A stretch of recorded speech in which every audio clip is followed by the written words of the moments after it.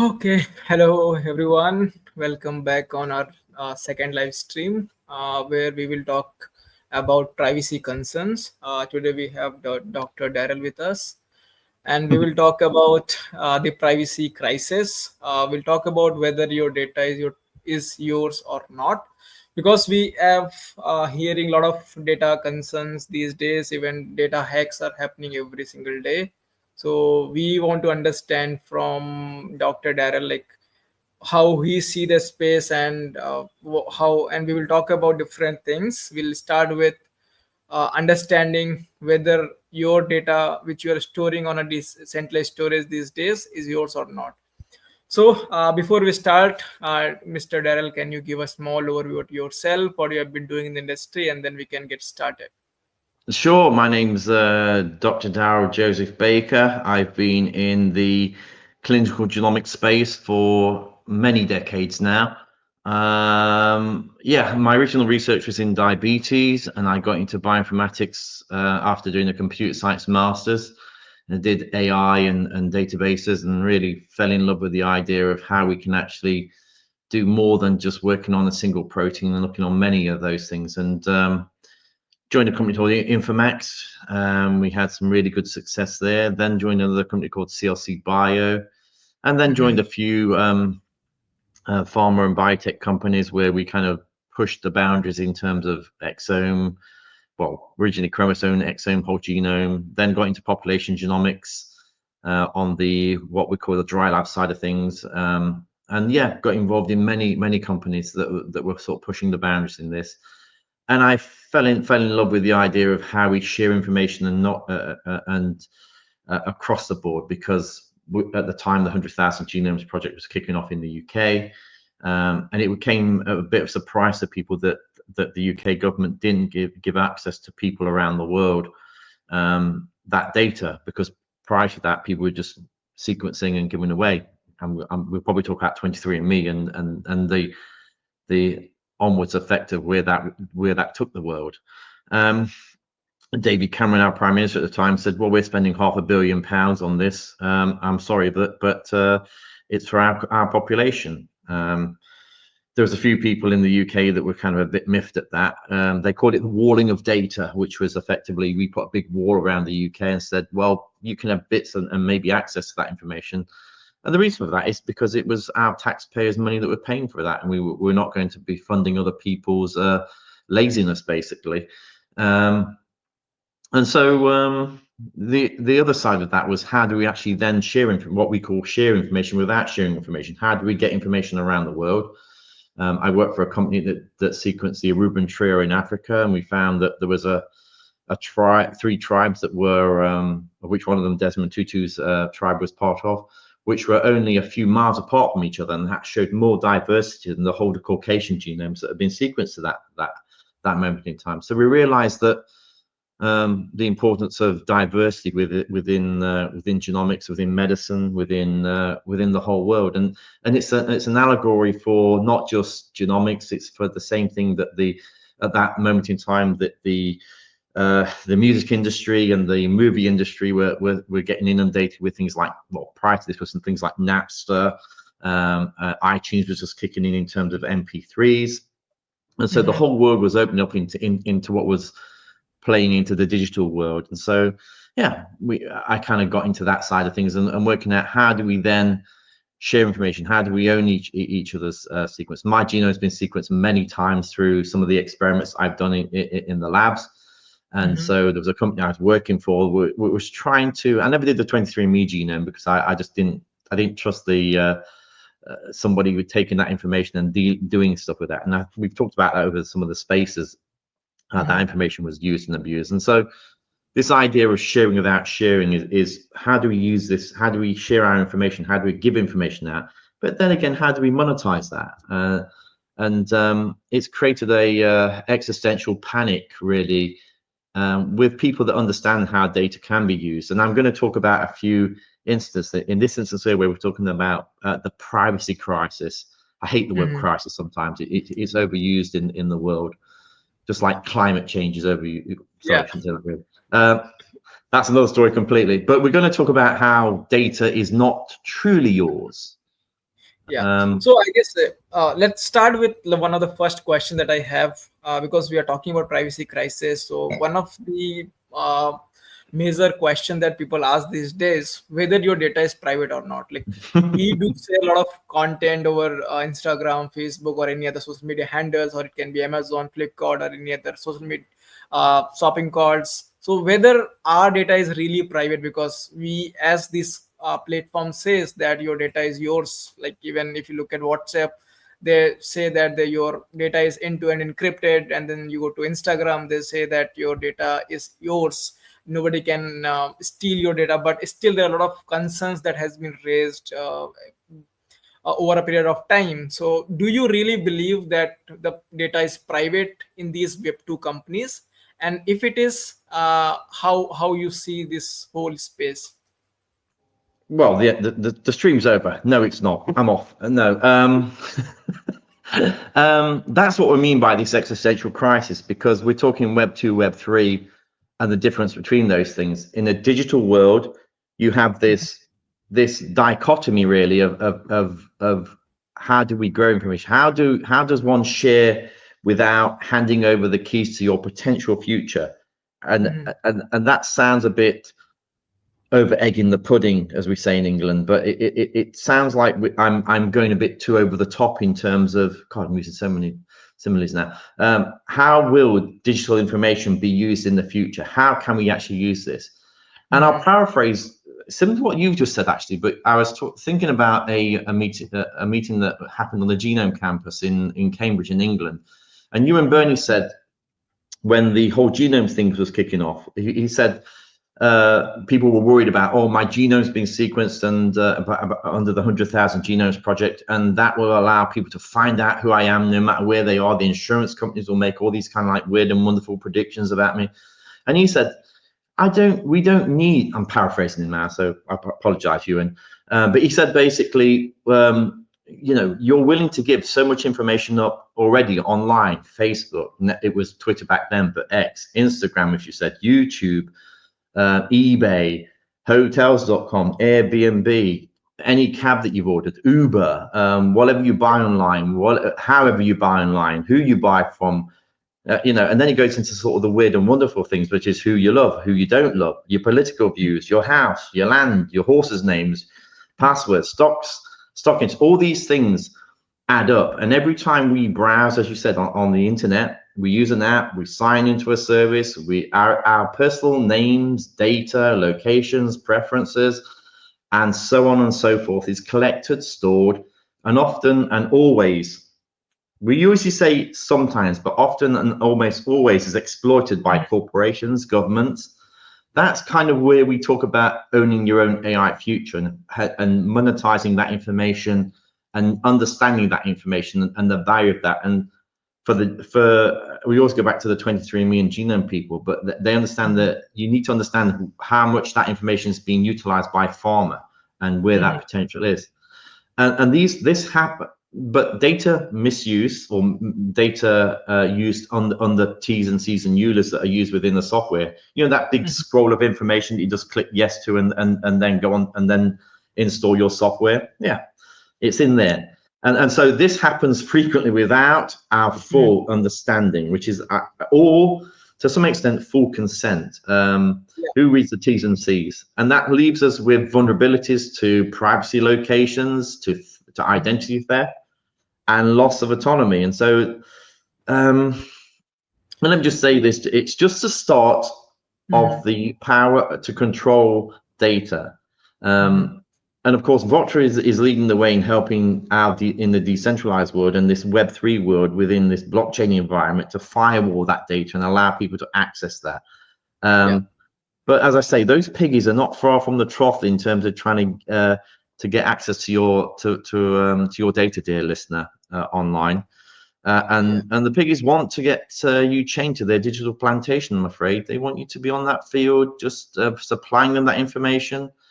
And that's the problem we have. There's many other areas and aspects that we can actually go to, but the chained up on the plantation is a good metaphor to use because of the historic connotations of where that takes your brain. and your understanding.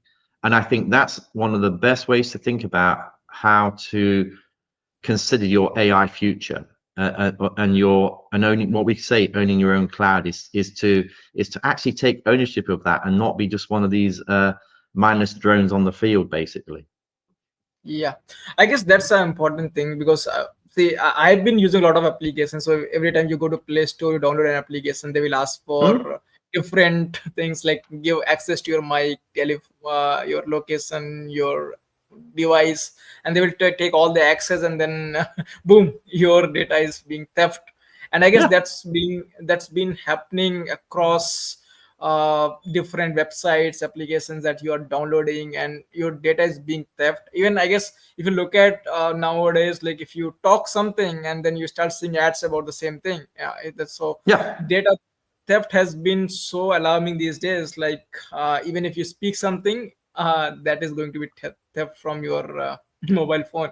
So yeah, I guess owning your own cloud is something which we need, and even we also need to understand like how we can use our data and how our data can be utilized. And that's where Web3 based ecosystems are coming into picture. Like we at Volta is doing, like helping users to give access to your data, and how that data can be used. Even similar thing, I guess we also need to understand one more biggest concern that nobody is trying to understand these days.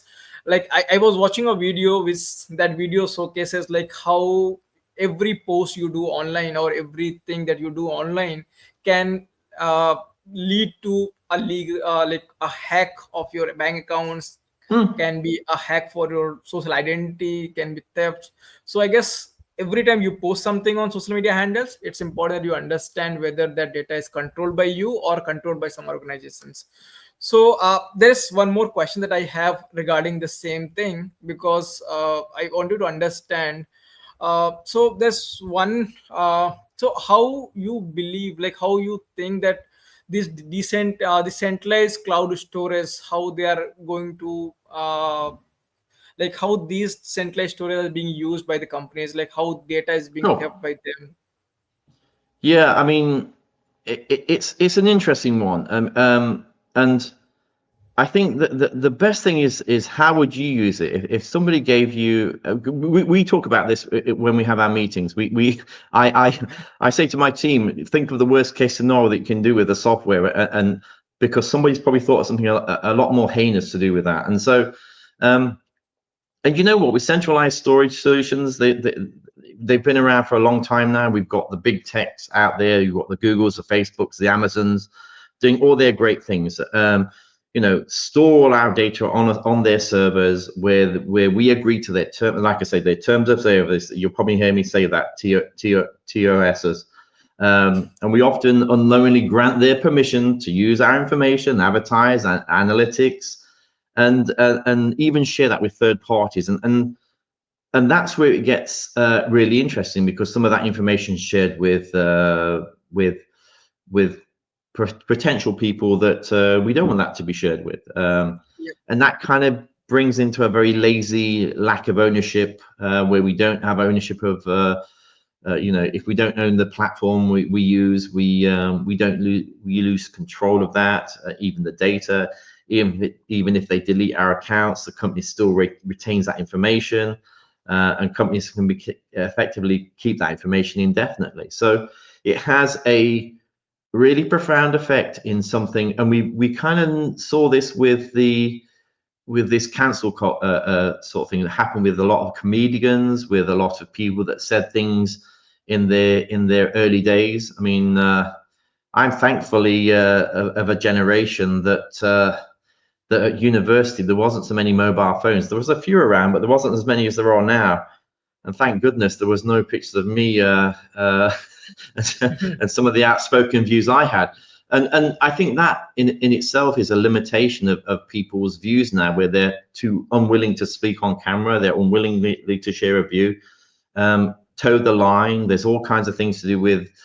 I was reading a book last night about different types of views in terms of bias, and it's understanding where that information comes in and how it's being used. And then we get into things like vulnerabilities and breaches of information. Centralized systems are are what we call honeypots, prime targets for hackers, or whatever the common use term now is for the security people.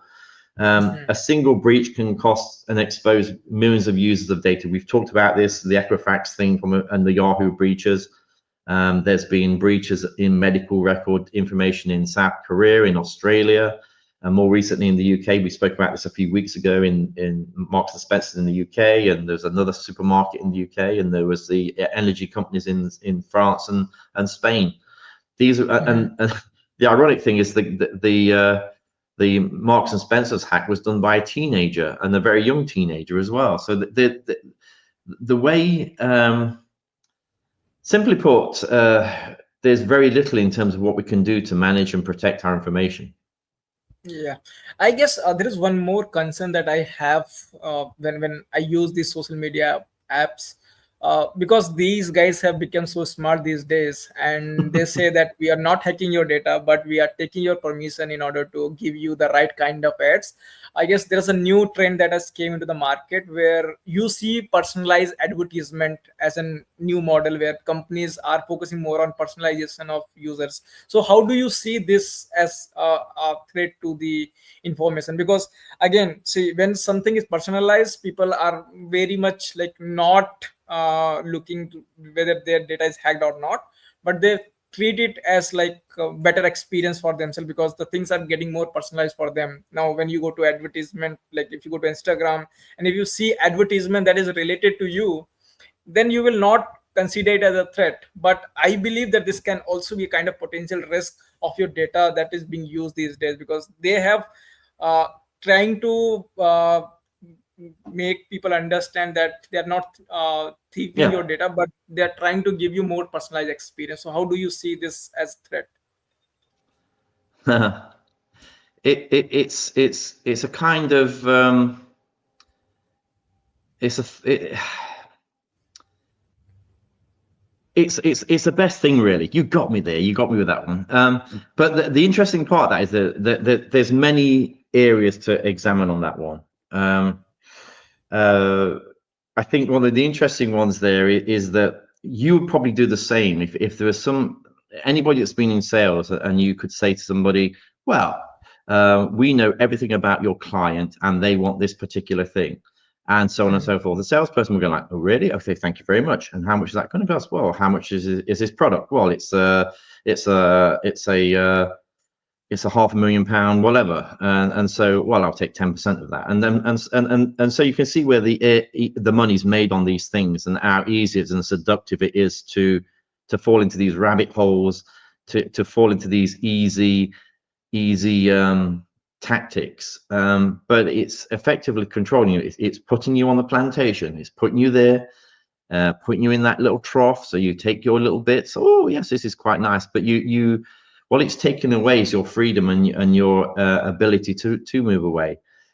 You may well be that you say something by accident, or you add things in by accident. We've talked about this with this cancel culture, where people put things in emails months, years and years ago, and suddenly it's come back to bite them. Why is that? Because suddenly somebody has a grievance against them, and they found some email or some tweet that was made many years ago, and so on and so forth, and so that can be brought up. So there's a vulnerability there in terms of access, but there's also a seductive nature of this, to say to somebody, Votra, okay, we want 8 billion people to use the Votra application, and I could give you a sort of means and ways of doing that, and so you'd be going, okay, that's kind of nice, that's a really nice thing to do, and it would be great. But the whole idea is that you got to explain to the world, well, you need to understand what's happening with your information, what's happening with your data, and know that there are people out there that are going to exploit it. And this is where we start bringing in things like decentralization, blockchain, and Web3. I could go down if you really want to, things like governmental abuse when it comes to things like this too. Do you want me to go down that and the future implications of that? Yeah, I guess we can talk about it. Dear listeners, do you want me to go down this? Everybody loves a bit of skullduggery. So, okay. So if we think about abuses, and my country, God bless it, we invented a lot of things in the world, and we've done a lot of naughty things as well. But one thing we do have in this country, to answer one of your questions, is a mass surveillance program. So at any moment in time, one moment in time in London, you're probably looked at between 15 and 30 cameras are looking at you at any one moment in time in central London. Mm-hmm. If you're in Westminster and you're looking at Big Ben, there's probably about 50 cameras looking at you at least at that moment in time. Mm-hmm. And the ones that you can't see, not the people with the mobile phones. And so there's lots of surveillance systems. There's government systems like the PRISM system that was exposed by Edward Snowden. You know, that's a classic one to monitor your communications, browser history, locations without consent, and get rid of your privacy, those kinds of things. Unregulated data, as we've talked about, collections and storage. So data from social media, internet providers, IP addresses where it's collected and stored. And again, indefinitely by governments for often without oversight and leaving it a misuse. I think Joe Biden and Donald Trump himself were actually found with folders in their garages, and it'd be interesting to know what my politicians in the UK have got in their garage and basements. Any of those politicians are looking, I'd suggest you do something with that. Lack of transparency, so governments really disclose what data they collect about you and how it's being used. And where you keep it, where you're keeping that in the dark, what's being used about you, how it's being controlled, how your personal information is being used, how your image is being used. We've talked about this when we was in Abu Dhabi. We was talking about how there's lots of piracy and fraud, and how we're seeing now, even there's an interesting one that my son was showing me that was, I was watching some guy called Heel versus Babyface on YouTube, and he's basically a gamer. And he spent, I think, 2 hours designing a character that was hilarious. We watched it one Friday evening. This character that he created was an abomination. He hated the game, by the way, but he created this character, the facial stuff, and it was actually very good, actually. But it was hilarious, and I was crying with laughter what he created. But the interesting part is that he didn't actually own that software because he had a license for that software, and the actual image that he created wasn't actually the image he owned. It's actually owned by the company under the EULA. He doesn't, I don't think he realizes that actual image he created was for himself. Well, not for him, for the company. The company owns that. And so there's no way he can actually do that. And they obviously are monetizing somehow from his stream. But that's one other thing. Biometric data exploitation, fingerprint, as we said, facial recognition, DNA, harvesting without clear consent, enabling governments to track your profile without your knowledge. There's a whole host of sort of black ops, whatever it is. You choose the television program or the book you've read. There's all kinds of skullduggery there in terms of how that can be misused. And then other authorized data sharing, the kind of business of the world, and how data's been freaked and hacked, both from governments and through governments. I have no idea what's happening in the Gulf region at this moment in time, but I'm sure there's some quite interesting information being shared without a particular country's permission. I can absolutely guarantee that, and exploited beyond their control or your control, basically. And I think that's where abuses can happen in terms of. In terms of, and I'll quickly talk about things like the future implications of this, which we've talked about, because this comes into where we talk about quantum attacks. So escalating surveillance, AI advanced tools, AI facial recognition, following you, which again can be used for if you're going about your daily business. There's nothing wrong with that. If you're, but it could be used for literally tracking you wherever you are. So your personal freedom. I was thinking about this when we spoke about this thing, and George Michael wrote a song called "Let's Go Outside," which was about his him making love to men outside in the outside, basically, and being caught by a police officer. But the whole point of that song was that regardless of whether you're part of that sort of scene or whatever, his whole point was that there should be an ability for us to have freedom to go outside in our own back gardens, in our own area, to do what you want to, really. And so there's kind of really interesting aspects of where escalating surveillance can come in. Social credit scoring systems can kick in. Carbon credit scoring things could kick in into the future, where governments might score your behavior. We've seen that in China, where data's tracked and controlled, and it could be rewarded or punished. That has a really dark end, I think. That part, manipulation of public opinion, that's kind of been going on for since we were cavemen, I think, in terms of that. And then erosion of civil liberties.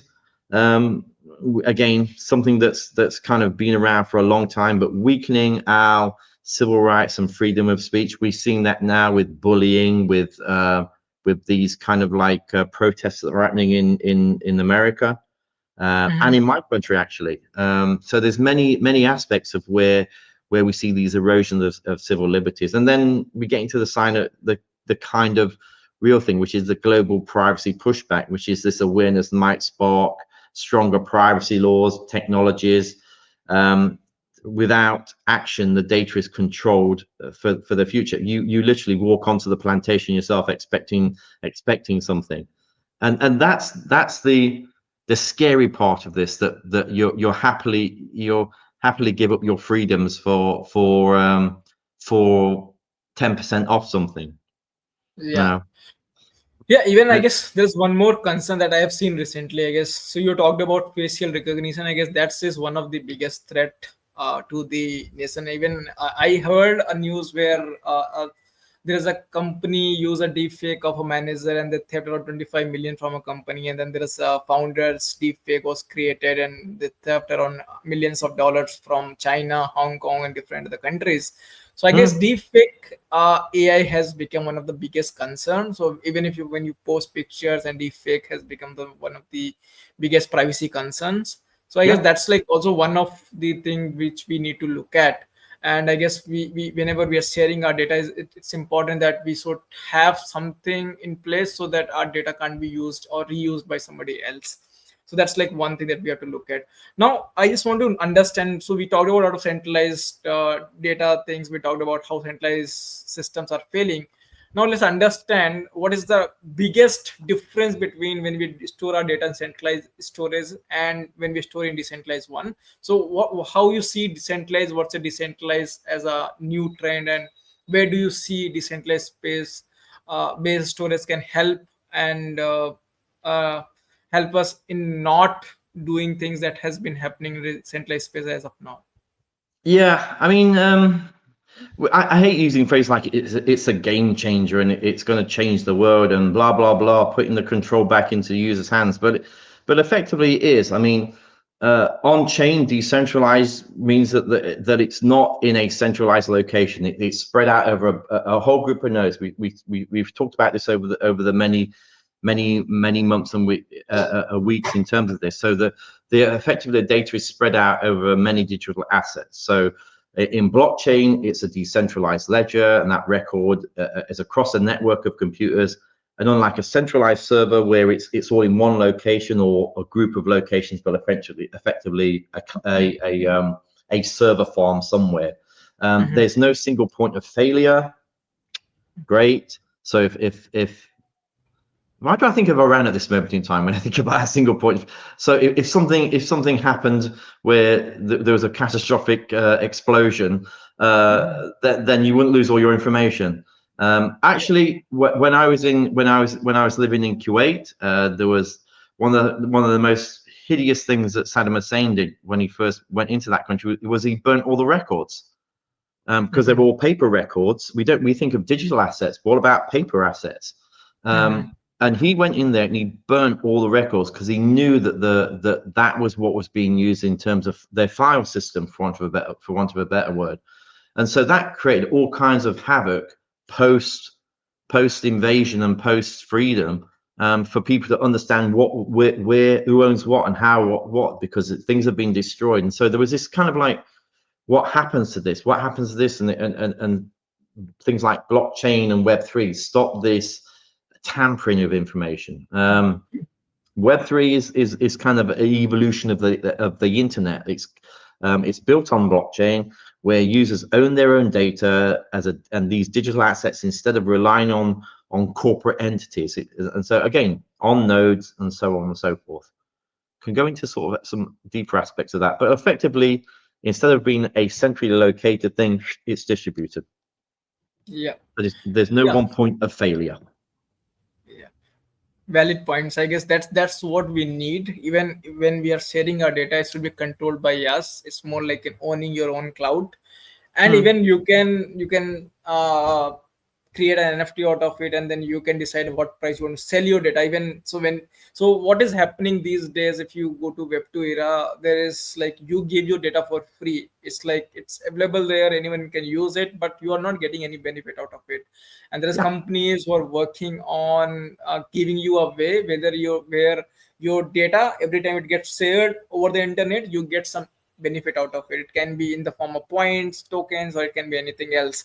So I guess it's important that whenever we share our data, we should not share it for free, because it's your hard-earned data, and if you're sharing it, you should decide the price for it. And that's where decentralized spaces are a good way to do it. There's also something else that when we talk about that I think we miss basically, and it's basically the beauty of it all. The beauty of Web3 is the fact that there's transparency and that wonderful word that people always say, but it's very, very, very, very difficult to lose, very, very easy to lose as well, which is trust. And every change to the data that you have is recorded, and that's what I love. So on chain, it's visible to everybody as well, which is kind of like, it freaks some people out when they first get into it. Like, wait a minute, but go into that actual thing and you can't actually see what's been done, but you can see the transaction. So this is ensuring accountability and what I call reducing unauthorized access. And I guess you could argue that both systems are still the biggest problem with both technologies, Web 2 and Web 3, is human error or human interruption. So we've seen, that there's I'm going to kill your wife, your husband, if you don't give me your passcodes. That kind of like attack. But they've been around for thousands of years. Those kinds of hostage, give me your information. What do you do? Take my children, or do I want to keep my bank account with a few bits of shiny metal in there? I guess there are certain things that we can't change, I guess. And so we have to be very much informed, like how things are being done and how we are using our data in today's era and how it can be used in the future era. Because what I believe, even I heard a quote by Jack Dorsey, the founder of Twitter. He talked about something called Web 5, where he talked about true decentralization, true privacy, where everything will be built on top of Bitcoin as an architecture, and your data will be stored on something which is truly decentralized. Because still there are a lot of people who has a concern whether the system that we see as a decentralized one are really the true decentralized storage or not.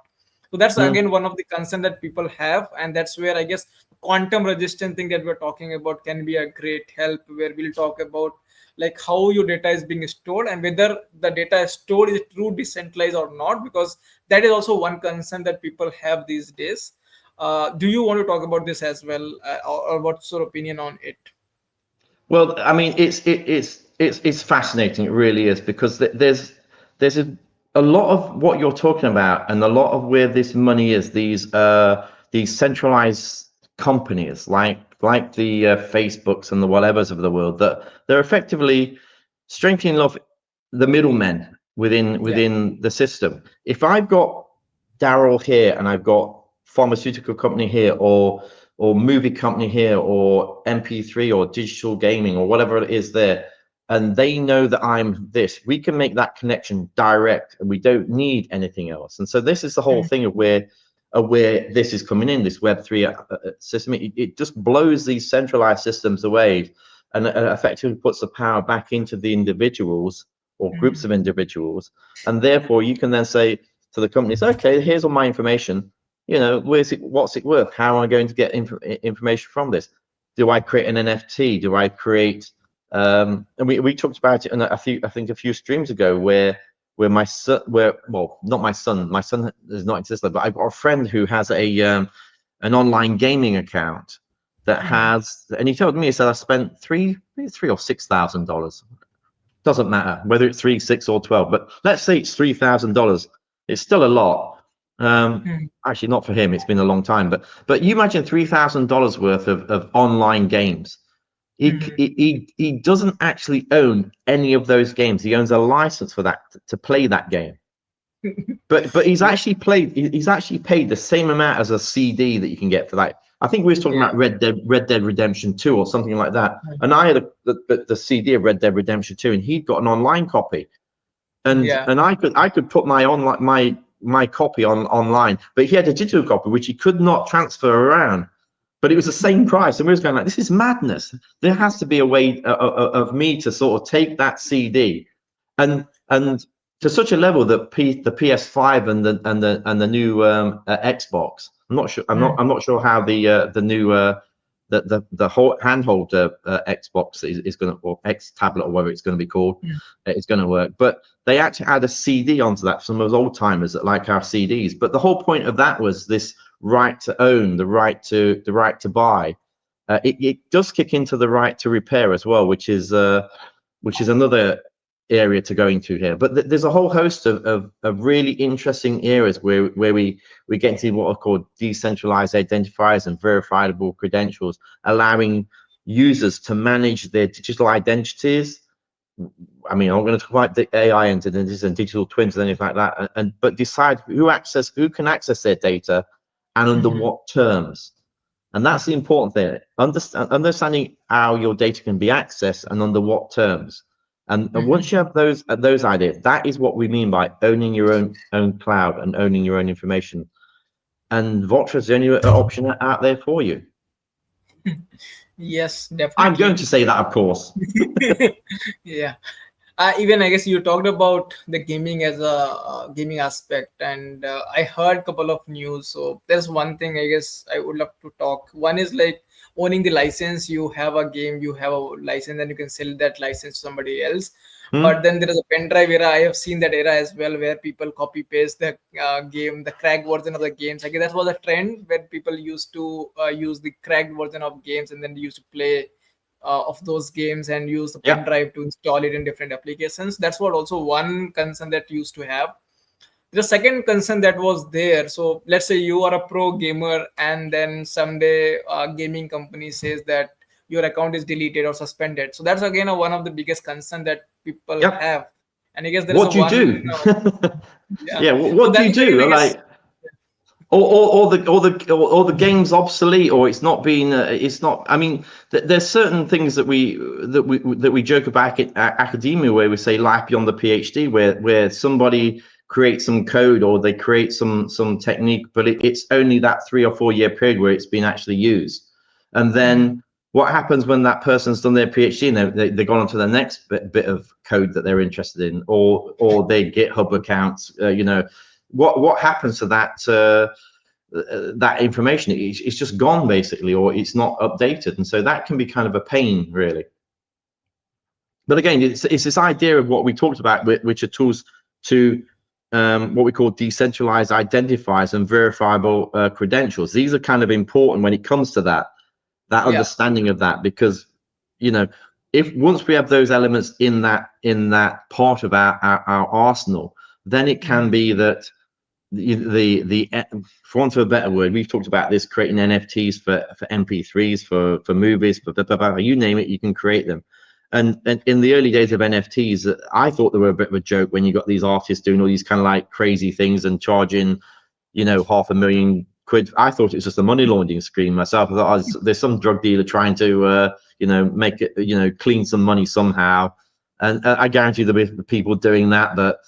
But in the real world, that they're just a fraction of the people out there that are using it. The majority of people are trying to work out how can we actually use this. And going back to the crisis that's happened in Syria, that's happening in the Gulf at this moment in time between Israel and Iran, there's going to be people that are displaced and literally had their worlds blown apart.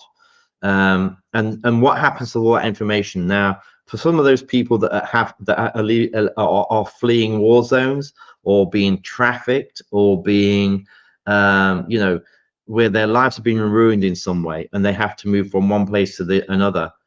Yeah. This is where Leela will come in and start talking about the importance of where Web3 and particularly Voxtra comes in, and where we can actually help those people survive and take their medical records, take their banking information, their even things like their certifications if they're doctors or lawyers or nurses or whatever. Crypto, I mean, I think in terms of the monetary side of this as a small part of that, but people think about, I can take money with me, but it's all the things that you leave behind, photographs, even movies of families, all the things that are, if your house is burning, what do you take away first? You don't pick up your computer and leave your children behind. It's that kind of thing. You want the memories are the more important thing that you want to take with you. One would hope. Yeah, I guess that's important. There's some crazy people out there, so you don't know. But please take your children. Don't forget the photographs. Yeah, I guess that's an important thing. And when you keep things on decentralized space, I guess it's important that your things are safe with you, and then you can take it wherever you want. Same like in bank accounts, you can have your money with you, own your money, own your bank accounts. Everything will be owned by yourself, and there is no middleman or control of government or somebody else, because that's one of the challenging thing that people see these days. So I guess before we talk a lot of things. So before we close, we just want to talk about one more thing, because this is like just a beginning of what we are trying to understand as a privacy concerns. We will have more session around the same, and we'll talk about the decentralized stories in more detail. We'll understand the true decentralizations. We'll talk about centralized spaces and how we can change things, how data can be used. So there are a lot of things that can be talked. So let's sum up this our first session here. And before we end, just wanted to understand from you. So if you have to store your data in a decentralized space, you will definitely go for Voxtra. But for our audience, why you want to pitch them that they should store your data to Voxtra? Why we are different from others, and what we are offering differently from others, so that people should consider Voxtra as their first choice? I think it's simple, really. It's a vital solution by empowering you to take reclaim control, secure your own information, and decide what's happening, what the fate of that information. And it's profound. Extending this to owning your own cloud, shaping your own AI future, ensures that this digital ecosystem that prioritizes privacy, security, and user autonomy, that shifts not just to the not just the technological people, but it's a revolution that we can really define the ownership in this digital age. And I think that's the important part there is taking control going forward. Got it. Cool. Yeah, I guess that's what we as a human being need. One is like our data is private, secure, and it should be owned by ourselves, so that we have a complete control on our data, and it should not be misused by so-called companies. I don't want to name them, but there are a lot of companies so they're Allegedly. misusing, yeah. And governments, of course. Yeah, so every day I see a lot of like my data has been so I one like previously I was checking my email just to see how my data has been misused, and I found out that there are 25 plus website who has leaked my data, and this was Yeah. so concerning for me. So I guess it's important that we should understand the risk of sharing your information online. It's important you move to a better, safer, and private space, and that's where Watra come into picture. And we will talk more about decentralized space, and we will talk about privacy, security, and a lot of more things. So stay tuned with us. And if you have any doubt, drop a questions in our Twitter, LinkedIn, or anywhere. You can contact me or you can contact Daryl directly, and we will be more than happy to help you out and help you secure data on decentralized space. And see you in our next live stream where we'll talk about privacy concern in more detail, where we'll talk about hacks that has cost millions of dollars for big companies. See you. Bye bye. Take care. Bye bye.